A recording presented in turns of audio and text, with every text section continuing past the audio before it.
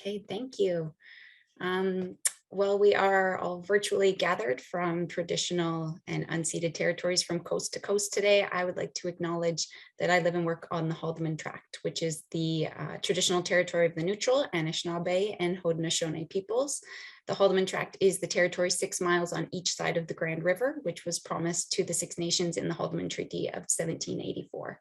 As a third generation settler of European ancestry, I'm a grateful guest on this land that's now called Kitchener-Waterloo. I respectfully acknowledge the traditional knowledge and philosophies of the Indigenous peoples with whom I share this land today, and commit to continuously learning and recognizing my role in taking action on reconciliation. I would like to start by expressing my gratitude to Melissa Helferty and Blaine Bouchard, who were my practicum supervisors at the Ministry of Health during my practicum experience. And a big thank you to Dr. Kathy Worthington and Dr. Jaime Arredondo for your guidance. I'd also like to thank my partner, Anthony, and my family for their support, and a shout out to my fellow MPH colleagues who I've learned so much from over the course of this program.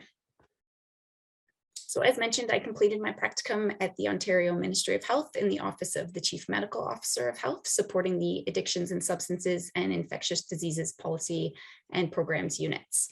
I worked on several projects over a range of topics, including researching IPAC best practices in childcare settings, health implications for recreational cannabis use, and supervised drug inhalation services. My culminating report focused on supervised inhalation services and their potential as a harm reduction response to the opioid crisis in Ontario. So today my presentation will provide some background and context on the opioid crisis and highlight some key findings from that project. I would like to begin with a moment of acknowledgement for all the people who have lost their lives to the opioid crisis across Canada. The opioid crisis is a phrase commonly used to refer to the high number of opioid-related deaths that have occurred in Canada. In the last 5 years, there have been over 26,000 deaths nationwide.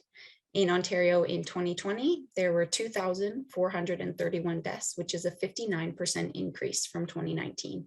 And this is shown as kind of the blue-green line on the graph on this slide. A large proportion of these deaths can be attributed to the current toxic drug supply. I would like to highlight two trends that have been recently noted in Ontario, and the first is the rise in the presence of non-opioid drugs as contributors in opioid-related deaths. This includes stimulants such as cocaine and methamphetamine. And the second trend is a shift in drug consumption patterns, with inhalation now the most likely mode of consumption in opioid-related deaths in Ontario. So last year, 33% of opioid-related deaths had inhalation as the mode of consumption, which is more than double the number of injection-related deaths. Advocates, people who use drugs, and frontline providers are calling for change to address the opioid crisis, and specifically harm reduction policies that are more responsive to the toxic drug supply, drug consumption patterns, and the diverse needs of people who use drugs.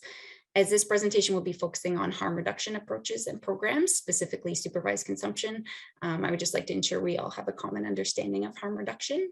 So harm reduction refers to policies, programs, and practices that aim to minimize the negative health, social, and legal impacts associated with drug use while respecting the rights of individuals to use substances. We often hear about meeting people where they are in their substance use as a core value in harm reduction programs. And it's also important to define health equity when we're talking about the opioid crisis. So health equity occurs when all individuals have the equal opportunity to reach their full health and well-being potential. Health inequities stem from factors that unfairly or unjustly prevent this from happening. And they're often system-level social factors, such as a person's race, ethnicity, social class, age, gender, religion, or socioeconomic status. And people who use drugs face health inequities as a result of many intersecting determinants of health. Supervised drug consumption services are a well-known harm reduction program. Shown here is a consumption room at Parkdale Queen West CHC in Toronto. Supervised drug consumption services provide a safe and clean space with supplies for people to use pre-obtained drugs, and they can do so under the supervision of staff who are trained to respond in the event of an overdose. The overarching goals of these sites are to reduce the harms associated with drug use, including overdose, and they also aim to connect people with health and social services. The provincially funded Supervised Consumption Services Program in Ontario is called the CTS, or the Consumption Treatment Services Program, and it's funded by the Ministry of Health. Inhalation services are not currently being offered through this program, and so the focus of my work through my practicum was to provide some context and background research about inhalation services for potential future decision-making. For this project, I conducted an evidence scan and a jurisdictional scan. The evidence scan was focused on determining the health impacts of supervised inhalation services and also the health risks associated by consuming drugs by smoking or inhaling. And the jurisdictional scan was conducted to determine how many sites offer inhalation services in Canada and internationally, and to further describe those operational models and client uptake of those services. So what were the results? So the evidence scan uncovered evidence of drug use trends in Canada, specifically including increased use of stimulants such as crack cocaine and methamphetamine, and an increase in polysubstance use with people who inject drugs also consuming other non-injection drugs. In regards to health risk, the most significant risk with all substance use is the risk of accidental overdose. Specifically for injection drug use, it's associated with poor access to healthcare and social supports, as well as an increased risk of the transmission of infectious diseases. The scan also uncovered a small body of evidence about the risk of transmission of infectious diseases via smoking, but it warrants some future research. People who use stimulants like cocaine and methamphetamine had worse physical health, increased risk of respiratory and lung disease, stroke and heart attack in comparison to other people who use drugs. There is limited research available specifically on supervised inhalation services. However, what was available reported decreased risk of overdose and overdose-related death. And it noted that providing inhalation services for clients who smoke drugs increases their sense of social acceptance, which can help facilitate some of those referrals to health and social services. I do want to note as well that several articles reported a high degree of willingness amongst people who smoke drugs to utilize inhalation services if they were offered. Internationally, there are 66 supervised drug consumption sites that offer inhalation services in 7 countries in Europe, and they have a variety of different models, mobile and fixed site, indoor and outdoor. Here in Canada, there are 16 sites which offer inhalation services, which is about 20% of all our supervised consumption sites. 14 of those sites are outdoor and 2 are indoor. 15 of those sites are located in BC, with 1 in Saskatchewan. So the indoor, there's an indoor smoking room in Saskatoon, and then the other indoor site is located in Victoria in a CCAN that's been converted to be an OPS. Publicly available data on supervised inhalation services is not widespread, but from what was available, there is significant uptake. So anywhere from 20 to 74% of all client visits being for inhalation services. And that really depends on the model and other services that sites are providing.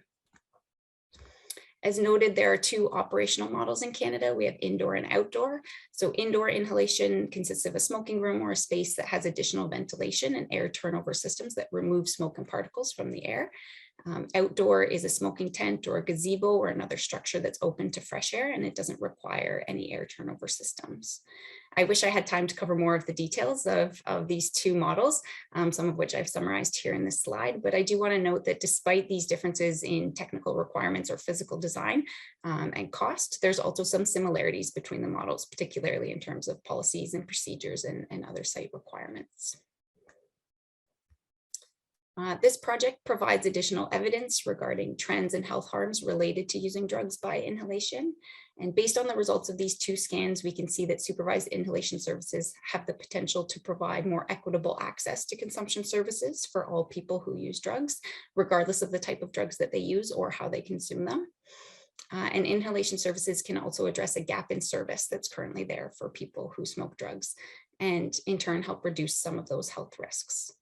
This information would be useful in decision-making, specifically about the types of services that we have for consumption here in Ontario.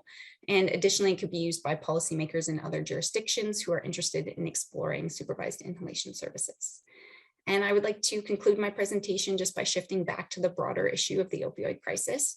Harm reduction programs like supervised drug consumption are important and are one piece in a continuum of programs that aim to reduce the negative health outcomes for people who use drugs. In order to address the opioid crisis in Ontario and Canada, we need to center the voices and leadership of people with lived and living expertise and continue investing in interventions at upstream, midstream, and downstream levels. Thank you. I'll take any questions that anyone might have.